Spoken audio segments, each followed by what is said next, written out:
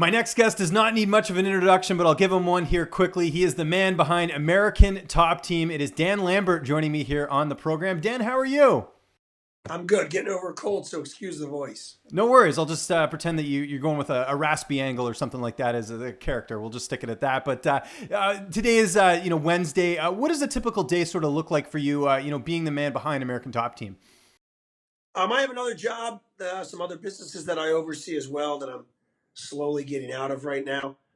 So typically I'm in the office. I go out to ATT at least once a week for the coaches meetings, usually twice a week. We get all our coaches together. We go over all the issues that are going on at the gym. And then I like to hang around the rest of the day just to see if any fighters have any particular issues going on. The other days of the week, I'm pretty much in my office doing my day job. Okay, that makes sense. Is it tough balancing both in terms of, the gym and your day job and everything, or are the hours pretty flexible? Oh, I'm flexible. I get out there whenever I'm needed, at least once a week sometimes too. And I'm on the phone most of the day with guys. People ring me up all the time. So it's not hard. I like doing it. That's my hobby. This is my job. Two different things. And you also manage Colby Covington. And I was going to ask you, is there anyone else that you manage at the gym as well? Like how many clients do you have currently along with all your other responsibilities? Yeah, I help out a lot of the fighters at the gym on the management side. It's not a very big time consuming issue once they're already in the UFC. But there's lots of fighters I help at the gym. Amanda Nunez, Colby. Uh, I help out Ronnie Yaya. I help out Joanna. There's probably another 15 or so, maybe 20 more that I help out. But a lot of the other fighters have managers as well. I think that's one of the things a lot of managers like in our gym, that they feel comfortable sending fighters to our gym, knowing we're not going to try to sneak in and infringe on their management relationship. So there's plenty of fighters who all we do is train. There's some that we train and we manage. That's great. Good to see that you're kind of, helping these fighters out in terms of, some of their careers. Because, management's important in terms of booking fights and everything. Let's talk about Colby, though, quickly. Obviously, we know that he's still the interim champion at this point. The rankings still have him on there. There was talks of him potentially being stripped. Has the UFC talked to you about that at all? And I imagine he is still the champion if it's listed on the rankings. They haven't said anything else about it whatsoever. The only thing we've talked about is what his next fight will be and when. Okay. And has there been any headway on that as well? We thought Tyron Woodley was going to fight him, and I know Colby was coming off an injury himself, or surgery, I should say. Has there been any headway on that matchup? Because that seems the most logical matchup next. Yeah, the timing on the September fight didn't work for Colby because he had just had some surgery, and it would have been a crazy quick turnaround. They've reached out and asked if Colby be available in January on the 26th show, but not sure if T Wood's going to be available on that show. He's still getting over some surgery himself on his hand, so I'm not quite sure when that fight's going to be. If I had to guess, it would be on the January or the February show. Could trickle into March depending on T Wood's hand. Right. And I know Tyron has trained at your gym before. At least there's that affiliation with American Top Team. Has there been any sort of any conflicts there? Maybe training partners, anything like that with this impending, this fight potentially coming up? Tyron started with our gym. He got into MMA through one of our American Top Team affiliates in Columbia, Missouri, near where he went to college, and he used to go over there and train. And he's been a representative of American Top Team since he started. Duke Rufus does the majority of the work on him now, which is great. We love working with Duke. Duke's got a great gym and a bunch of great training partners. T Wood owns an American Top Team gym in St. Louis, and our gym down here is always open to T Wood, and it always will be. He's one of the early Lions that has represented us from the beginning. So he's got our full support. Colby's been with us since Colby, had made the transition from wrestling to MMA, and he lives down here full time, and the door's open to both of them. And if T Wood wanted to come down and do part or all of the camp down here, our doors are open, and we would just make accommodations for him. Yeah, and I guess you have sort of that luxury with the gym being so big that there wouldn't be too much crossover. It's not like it's a smaller gym where, they'd be seeing each other across the room or anything like that. We have guys that have to fight each other from time to time. That's one of the, it's one of the things you have to deal with in having a large gym with a lot of fighters.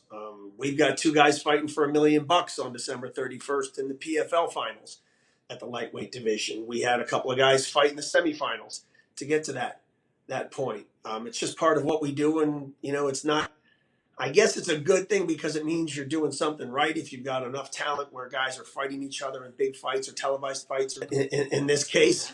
But but it's also, there's also the downside. Typically you go into a fight and you've got at least a 50-50 chance of knowing you're coming out of there happy. Two guys fighting for a title and they both represent your team, you've got a 100% chance of something really bad happening to one of the guys. So it's a little uncomfortable, but it's just something you have to deal with at this level. We talked about Colby getting that nasal surgery, like you were mentioning. When was he actually back in the gym training? Because I know it wasn't anything too big, but it obviously was it really impacted a potential fight in September, like you mentioned. It took him out of training for, I think, about 3 weeks. Could have been 4 weeks. It was a little worse than they thought it was going to be when they got in there. Doctor was actually surprised that Colby was able to compete at a high level from a cardio standpoint, considering how blocked he was. So it took a little longer than they thought the recovery would be. But 3 to 4 weeks in, he was back in the gym doing workouts, not getting punched in the nose yet, but he was there doing cardio and doing drilling. Okay. And how often would you say you speak with him on a regular basis? I know you're at the gym a lot, but maybe his schedule, depending on when he trains, maybe you don't catch him all the time. I see just about everybody at our gym at least once a week and talk to various people different times of the week, depending on what's going on. Okay. And we talked about this actually when I saw you in Calgary when we did our interview there. Colby's shtick, it's not for everyone. A lot of people think it's hilarious. There's other people who don't find it as humorous. You could say they hate it to a certain degree. Has there been any backlash from other people towards you just saying, hey, what's this guy doing? He's really out of line here. I'd have to say no. Immediately following the Brazil fight with Damian Maia, we just figured we'd nip it in the bud. We had a meeting. I went to the gym, talked to all the fighters, addressed everybody, and just basically set out the ground rules. I'm not a babysitter. I'm not the hall monitor. I'm not Colby's father or anybody else's dad out in the gym, even though I'm getting old enough that I could be now. But it's just not our job. We're there to train fighters and make fighters better. And if fighters want to adopt a particular shtick outside the gym, you know what? Keep it outside the gym. Don't bring it into the gym. We don't want any problems from his side or other sides at our gym. And, over the years, we've developed a little bit of a no tolerance policy for people bringing conflicts into our gym. We don't try to accommodate people or placate people that don't get along anymore. If someone's out of line, we give them a warning. And if they don't adhere to it, we get rid of them. It's easier dealing with that and having the problems and getting rid of people than it is trying to fit round pegs into square holes at a gym, because you get somebody in the gym that's a bad influence on others and causing problems and you let it blow up. It becomes a cancer in your gym, and you can't have that. So we addressed it from day one, told everybody that shit's outside the gym. Colby may dislike Brazilians or think Brazilians are this or that, and Brazilians may think Colby's this or that, and they could both be right, and I don't really care. It stays outside the gym. Inside the gym, it's just about people making people better. And for the Dos Anjos fight, Colby's number one training partner was a Brazilian guy on the team. So people, I think, what they know when they come into our gym, they're American Top Team rather than this camp, that camp, this nationality, that nationality. We're just a team inside the gym. Everything else stays outside the building. And by the sounds of it, you do sort of regular town halls, making sure everyone's on the same page. So you avoid those situations where you might have a fighter come up and say, hey, I can't believe Colby said this. Like, you don't get any of that because it's pretty much addressed on a regular basis, like saying, hey, keep it outside the gym. Yeah, we have coaches meetings every week, at least once a week, where 15 or so of the coaches get together and we discuss everything that's going on in the gym. We address problems, things that could be problems going forward, solutions to things that may not even be problems yet. And then we have fighter meetings fairly regularly, maybe once a month, where we get the fighters, or every other month, depending on what the issues are. We bring all the fighters in and it's an open forum. We go over issues we think are important, and then we open up the floor and let the fighters talk about what they think is important. And we try to stay on the same page that way. Coaches don't always see eye to eye. Fighters don't always see eye to eye. Fighters don't always see eye to eye with coaches. But the best way to deal with it is just get it out there and come up with a solution. The other big name at your gym is Dustin Poirier, and it was unfortunate that he had to withdraw from the UFC 230 fight against Nate Diaz. Is there any update on him as far as what could be next? I know you don't manage him, but I'm sure you keep in touch with him quite frequently. I was actually talking to Mike Brown about him the other day. He said Dustin's feeling much better. He got some therapy on his hip and responded great to it, and he's waiting to hear something from the UFC. And I think he's coming down beginning of the next month to start training, even though he doesn't have any fight on the books. I just think he's waiting to work out something with them on the next opponent. I mentioned I got to meet you in person in Calgary. We did that great interview during the press conference. How do you determine which cards you go to, and with the team? Like, how do you figure that out? I typically go to fights where I've got guys on the team I'm close with. If we've got probably 40 something fighters in the UFC and a bunch of other Bellator and PFL and Ryzen and One and other fights like that. And, there's fights every weekend that we have people fighting in pretty much on the regular, but the ones I pick that I go to are the ones that, big fights or fights that I'm just close with somebody on the team that happens to be fighting. Or other instances, last weekend, Matt Hughes called me and said, "Hey man, I'm coming out to that UFC Denver show. They're bringing me out. Come out and hang out. Let's play cards." So I went out and hung out with Matt. We had a couple of people on the show, but it normally wasn't a show I would have gone to. But I went out there and had a great time with Matt and saw a couple of good friends of mine fight. So, you never know. It all depends. I'll be at the Toronto show because we have 4 people on the main card, a couple of which I'm pretty close with. And I'll be out there for the December 29th show to see Amanda fight Cyborg. And other than that, sometimes it's a fight a month. Sometimes it's 2 shows in a month. And sometimes I'll go a few months between shows. Great. Well, I'll see you in Toronto in a few weeks. Now, I'm going to lose some of my audience here because you and I are going to talk a little pro wrestling, but I had to get, speaking to the man himself, I had to get some updates here. I know you've done a bit of pro wrestling yourself with Impact. Is there any updates on that? Are we going to see you back on the screen anytime soon? Oh, man, that was so much fun. I'd love to do something else in wrestling. We had a blast, but Bobby moved on to WWE. They've got something lined up for him now that he's in an angle, and if we ever had the opportunity to do something with him, we'd probably jump at it. I don't know. I think between Brock Lesnar and Ronda, WWE probably has its fill of MMA characters or storylines going on right now. So probably not. Okay. And I know Colby went to Raw, a few months back. Is there any headway on him? Because he said he's been in discussions a bit with WWE, and I think down the line that's something that would be a beneficial relationship for both parties. Oh, he's all about it. Colby definitely wants to get involved with WWE, and how that would mesh with his career in MMA. I'm not sure. It could be a positive. It could be a drawback. But he's definitely opened up some communication and wants to do something. We talked about Impact Wrestling. I know they're going through a lot of changes. They have a new regime right now. Just what are your thoughts on some of the changes they've made there, and what their future holds? I like the way that they're running right now. I like the direction going. I think their storylines are good. I think the product in the ring is really good. I think their production is good. They're always going to be looked at that number 2. But just like anybody not named UFC is going to be looked at as a number 2, or an NFL is going to be looked at as number 2. But it doesn't mean the product isn't good. It doesn't mean there's not some fighters in Bellator that would come and kick the shit out of fighters that are in the UFC, or fighters in the Arena League that can't make it in the NFL at some point. It's just that they'll always be looked at in those terms because the general public, matches UFC with MMA.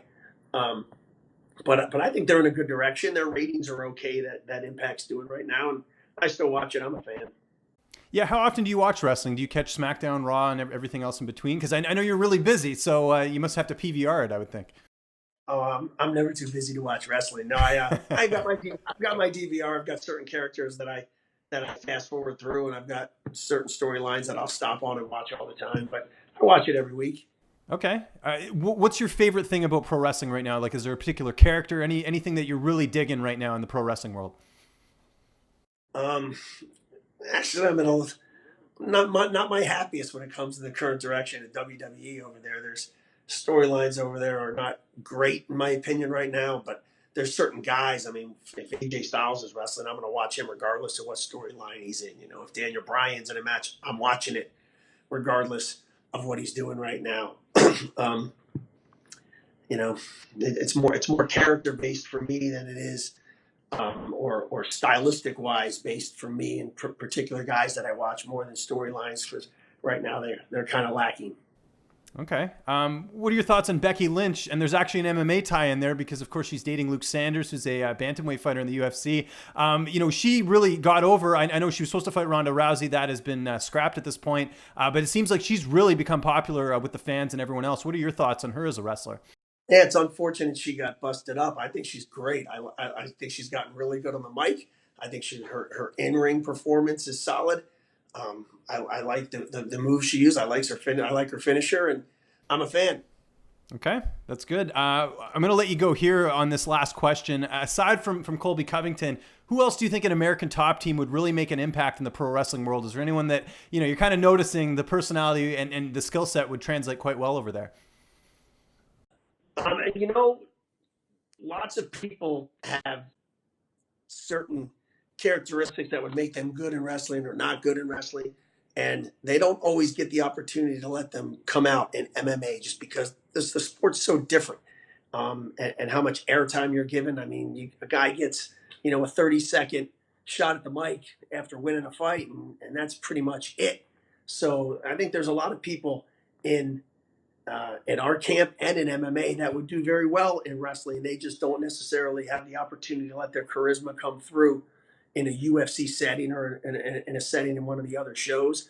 I mean, how many people really get their personality out there in a setting like the UFC? I mean, you're always going to have those unicorns that come out, like a Connor whose personality flies out, or Ronda that's set up perfectly and she does so well in the setting that she's given. Or, I mean, how long did it take Cowboy Cerrone to become a character that people really got into? He's been around a long time in a lot of high profile fights, and now people have gravitated to him.